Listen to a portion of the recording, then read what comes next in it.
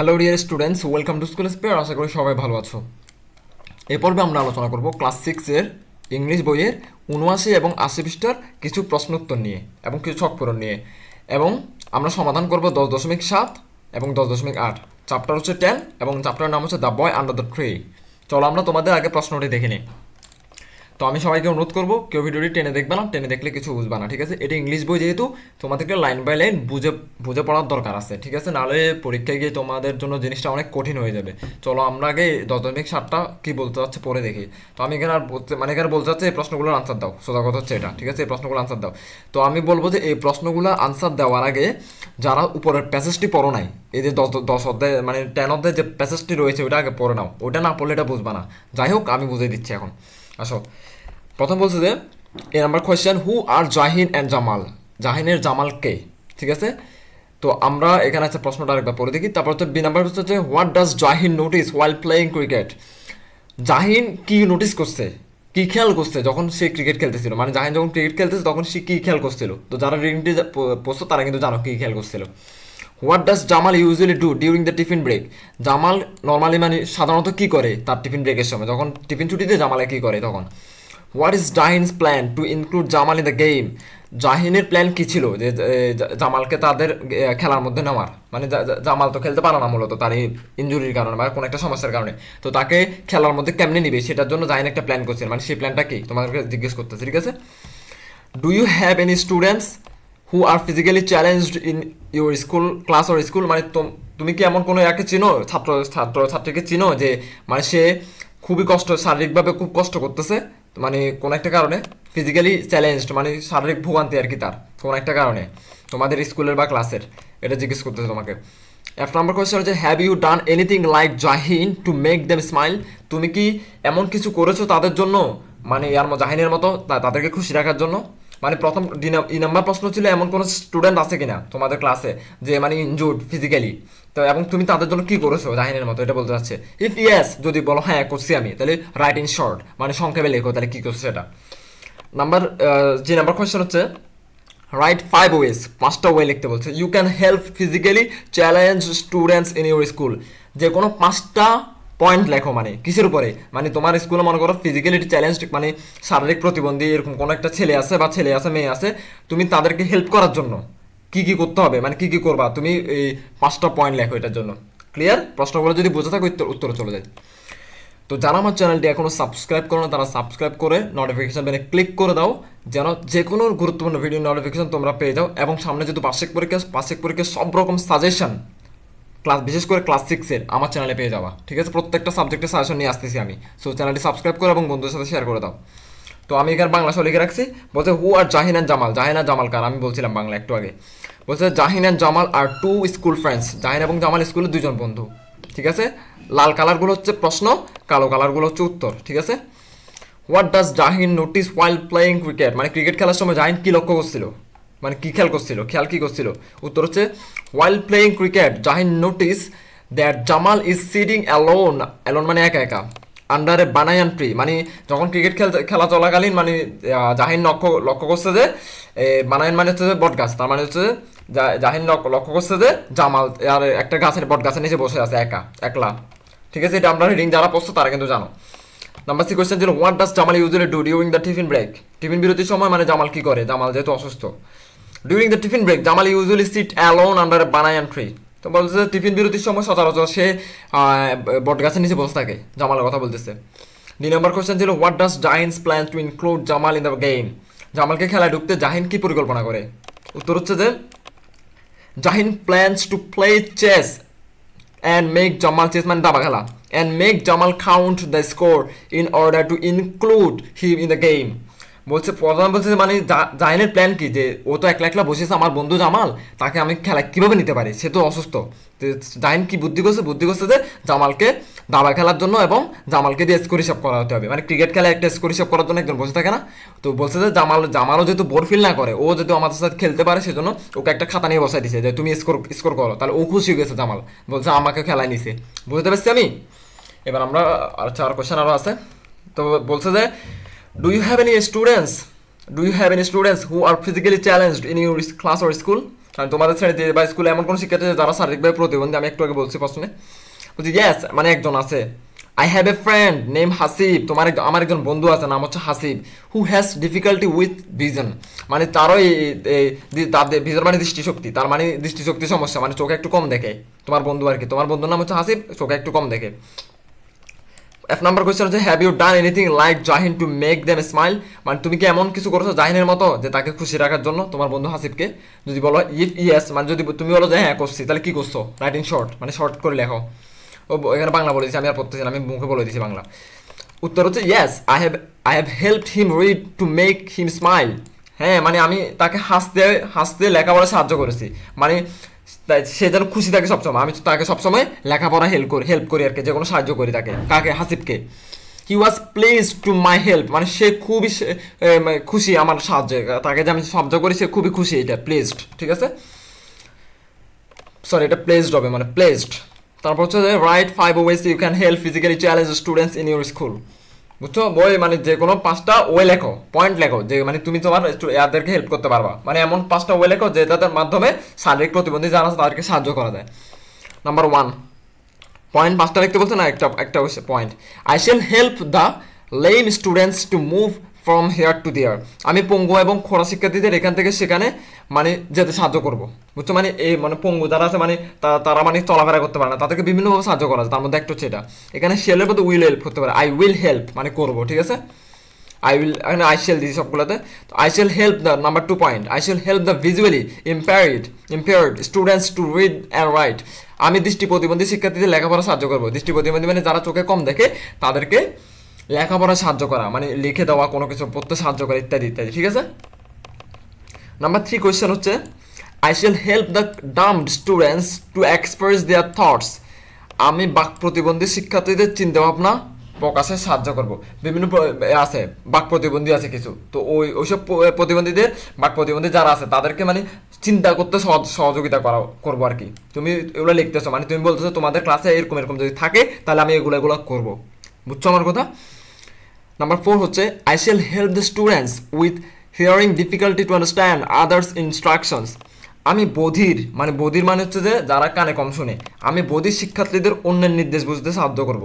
মানে কেউ একজন একজন আছে, টিচার একটা পড়াইতেছে, যে কানে কম শুনে সে কিন্তু বুঝবে না টিচার কি পড়াইতেছে, তো তখন তোমার করণীয় হচ্ছে টিচার চলে যাওয়ার পরে তাকে পড়াগুলো বোঝাই দেওয়া, যে টিচার যেহেতু পড়াচ্ছে ওতে যেহেতু শুনে নাই, কথা বুঝাতে পারছি আমি। এগুলো হচ্ছে পয়েন্ট, মানে তুমি কি করবে সেটা লিখতেছো এখানে। নাম্বার 5 হচ্ছে 5টা লিখতে বলছে না, এই জন্য 5 হচ্ছে I shall help the students without a hand by carrying their books and other things, বলছে আমি হাত না থাকা শিক্ষার্থীদেরকে বই ও অন্যান্য জিনিস বহন করার মাধ্যমে সাহায্য করব। মানে যাদের হাত নাই, বুঝছো, মানে হ্যান্ড মানে হাত, তাদেরকে ক্যারি মানে বহন করা, তাদের বই কি ক্যারি বুকস মানে বই এবং আদার থিংস এবং অন্যান্য জিনিসপত্র যাদের হাত নাই তাদের থেকে আমি নিতে সহযোগিতা করব। আমি আশা করবো তোমরা বুঝতে পারছো, ঠিক আছে। এবার আমরা আর একটি সমাধানের চোটাতে চলে যাই, এই 10.8 সমাধান করব। তো এখানে বলছে যে প্রত্যেকে অনেক দেরি যাবে। In groups and pairs read the following situations and then write what you can do in those situations to make your friends smile. দলে এবং জোড়ায় নিচের অবস্থানগুলো মানে সিচুয়েশনগুলো পড়ো, এখান থেকে শুরু করে আগে এখানে এতটুকু পড়তে বলছে। পড়ার পরে তারপরে ওই অবস্থায় তোমার বন্ধুকে খুশি করার জন্য তুমি কি কি করতে তা লিখো, ঠিক আছে। তো এটা পড়তে বলছে আগে, এটা বাপরে বাপ, এটা পড়তে গেলে অনেক সময় লেগে যাবে। রিদ একটা মেয়ে বলছে, তারপর রিদার পরে কি বলছে, সি ভেরি ওয়েল, সে খুব ভালো, মানে সে খুব ভালো, হ্যাঁ she could see very well, she could even point out the small bird sitting on the trees and could see the bird in the classroom. By the way আমি কিন্তু এগুলো পড়তে চাই না, যদি প্রত্যেকটা এগুলো পড়তে যাই অনেক সময় লেগে যাবে। দেখো এখানে অনেকগুলো আছে, আমি ডির উত্তরে চলে যাচ্ছি। What do you think you can do to make Rida feel included, মানে রিদার তুমি কি, হোয়াট ডু ইউ থিঙ্ক তুমি কি মনে করো, you can do to make Rida feel included, ঠিক আছে। তারপর হচ্ছে যে আমরা আচ্ছা সমাধানে চলে যেতাম, সমাধানে বুঝতে পারবো। আমি এখানে পড়ে দিই, এটা হচ্ছে সিচুয়েশন 1, তুমি এখান থেকে শুরু করে ভিডিও অলরেডি লম্বা হয়ে গেছে, এতটুকু পর্যন্ত তুমি কোনটা লিখবা, এটা লিখবা, ঠিক আছে। আমি পড়ে দিচ্ছি একবার। উই ক্যান ইনক্লুড, আমরা ইনক্লুড করতে পারি, আমরা মানে যোগ করতে পারি, ইনক্লুড মানে যোগ করা। We can include Hriday in a musical concert, আমরা হৃদয়কে একটি সঙ্গীত প্রতিযোগিতা অন্তর্ভুক্ত করতে পারি। হৃদয় হয়তো কোনো একটা সমস্যা, আমি পড়তেছি না ওইটা। তো বলছে যে আমরা হৃদয়কে কি ইনক্লুড করতে পারি, হৃদয় ইন মিউজিক্যাল কনস্ট্যান্ট, বিভিন্ন মিউজিক্যাল কনস্ট্যান্টে ইমপ্রুভ করতে পারি। Having a vocal performance does not need visual ability, হয়তো ও হৃদয় মনে হয় একটু দৃষ্টিভঙ্গি। তো বলছে যে হ্যাভিং এ ভোকাল পারফরমেন্স মানে বিভিন্ন সঙ্গীতের কণ্ঠ দেওয়ার জন্য দৃষ্টি লাগে না। তুমি মনে করো একটা যে সঙ্গীত শিল্পী, সে কি চোখে দেখা লাগবেই? না, না দেখলেও সমস্যা নাই, সে তো গলা দিয়ে ভয়েস দেবে, ঠিক আছে? সো ইন দিস ওয়েজ, তো এই ওয়ের মাধ্যমে we can make Rida feel included, মানে এইভাবে তার অনুভূতিগুলো অন্তর্ভুক্ত করতে পারি আমরা, ঠিক আছে? এটা হচ্ছে সিচুয়েশন 1। এটা কোথায় লিখবা তোমরা? এই জায়গায়, এটাতে লিখবা, ঠিক আছে?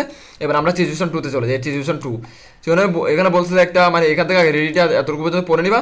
পড়ে নেওয়ার বলছে what do you think to make him feel more welcome. এখানে আসলে কি বলছে একটু পরে দেখি। March Chakma has recently been transferred from Bandarban to a school in the city. Although he can speak English and his mother language well, he struggled with Bangla.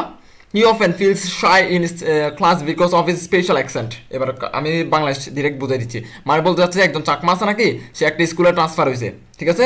Bandarban একটা স্কুলে transfer হয়েছে, সে খুব ভালো ইংরেজি বলতে পারে, কিন্তু সে বাংলা বলতে পারে না ঠিক মতো, মানে বাংলায় সে আটকে যায়। তো এখন বলছে যে তার বাংলা, সে খুব লজ্জা লাগে, তো হি অফেন ফিল শাই, লজ্জাবোধ করে ইন ক্লাসের মধ্যে, because of his special accent, মানে তার এই অ্যাকসেন্ট মানে সরাঘাত, যে কথা বলার সময় কিভাবে মানে একটু অন্যরকম করে কথা বলে আর কি, এই জিনিসটার জন্য সে খুব লজ্জা পায় ক্লাসে।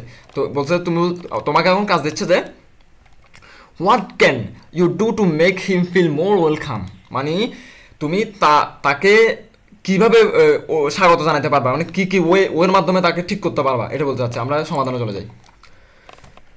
সিচুয়েশন 2 আনসার হচ্ছে we can make him chat in Bangla with us. তাকে আমরা মানে সহযোগিতা করতে পারবো তার সাথে চ্যাট করে, মানে আমরা মেসেঞ্জারে বলো হোয়াটসঅ্যাপে বলো চ্যাট করি না বাংলায়, এই বাংলায় তার সাথে চ্যাট করে তাকে মানে আমরা লাইনে আনতে পারবো, বাংলা শিখাতে পারবো। বিসাইড তাছাড়া we can lead him Bangla books to support his improvement in the language, মানে তাকে আমরা কিছু বাংলা বই সাজেস্ট করতে পারি, বাংলা বই দিতে পারি, মানে তার ইমপ্রুভমেন্ট করার জন্য এই ভাষাটা।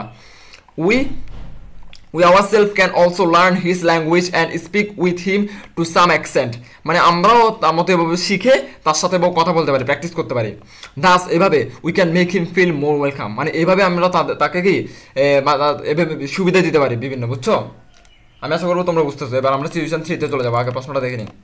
এটা সিচুয়েশন 2, এটা হচ্ছে সিচুয়েশন 2, এখান থেকে এতটুকু লিখে ফেলবা। এখানে কিন্তু ভালো কথা বাংলা লিখার দরকার নেই, জাস্ট ইংলিশটা লিখবা, ঠিক আছে?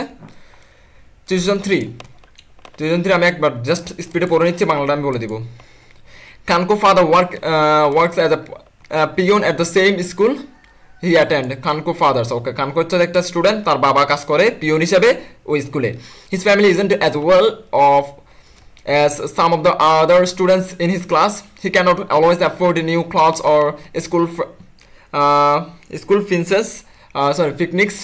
picnics or the latest gadgets. He sometimes feel left out. সোজা বাংলা বুঝিয়ে দিই, কানকো একটা স্টুডেন্টের নাম, তার বাবা ওই স্কুলের পিয়ন, তো যার কারণে সে ভালো কাপড় চোপড় পরতে পারে না, ভালো জিনিসপত্র কিনতে পারে না, তো এই জন্য সে খুব হতাশ থাকে যে মানে তার বাবা পিয়ন, তো সে ভালো ভালো জিনিসপত্র করতে পারে না, ইত্যাদি ইত্যাদি। তো তোমার কাজ হচ্ছে কি, how can you be supportive to Kanko, তুমি কিভাবে সাহায্য করতে পারো বা কিভাবে সাপোর্ট করতে পারো কানকোকে। কানকো হচ্ছে স্টুডেন্টের নাম, ঠিক আছে? এবার আমরা এখান থেকে শুরু করে এতটুকু ছকটা পূরণ করে ফেলবা, আমি দেখাই দিচ্ছি। এখান থেকে শুরু করে এতটুকু লিখে ফেলবা, বাংলা লেখার দরকার না, আমি পড়ে দিচ্ছি একবার। We can give monetary help to Kanko's family, আমরা মানে কানকোর ফ্যামিলিকে আর্থিক সাহায্য, মানে মনিটারি মানে হচ্ছে টাকা দিয়ে সাহায্য করতে পারি আর কি, ঠিক আছে? বিশেষ তাছাড়া we can buy or land him books to support his study, মানে পাশাপাশি তার লেখাপড়ার সহায়তা করতে তাকে আমি কি করে দিতে পারি, বই কিনে দিতে পারি, ঠিক আছে? দাস এইভাবে we can be supportive of Kanko, মানে এইভাবে আমরা কানকোকে সাহায্য করতে পারি, বুঝতে পারছি আমি? এবার সিচুয়েশন 4 আসতেছে। সিচুয়েশন 4 বলছে যে Rodosh is a 6th grade who has recently moved into a predominantly Muslim neighborhood during Puja festival. বলছে যে রদোশি তার ক্লাস 6-এ পড়ে, তো সে মানে রিসেন্টলি মুভ করছে প্রিডমিনেন্টলি মুসলিম নেইবারহুড, মানে সে যেখানে মুসলিম ফ্যামিলি পরিবার থাকে বা মুসলিম সমাজ যেখানে আছে সেখানে সে গেছে। রদোশি মনে হিন্দু।